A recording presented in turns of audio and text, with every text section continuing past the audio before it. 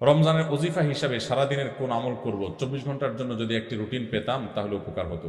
রমজানের ওজিফা হিসাবে সারাদিনের জন্য কোন আমল করবেন? সারাদিনের জন্য একটা জিনিস সবচেয়ে গুরুত্বের সাথে করবেন, যে কোনো গুনাহ করবেন না, কোনো পাপ করবেন না, মুখ দিয়া না, চোখ দিয়া না, হাত দিয়া না, কোনো অন্যায় করবেন না, কোনো মানুষের অধিকার নষ্ট করবেন না, কাউ ক্ষতি করবেন না।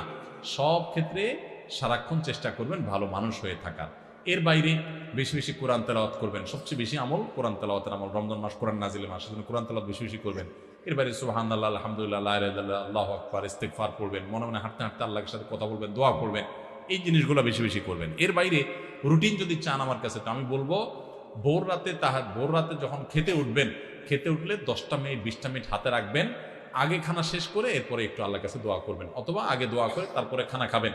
একটু ভোর রাতে দোয়া কবুল হয়, এটা সারা বছর আপনি পারেন না, রমজানের সুযোগ আসে, এই সুযোগটা হেলায় হারাবেন না। এই টাইমে আল্লাহ তাআলা যেছে যেছে মানুষকে দোয়া কবুল করেন।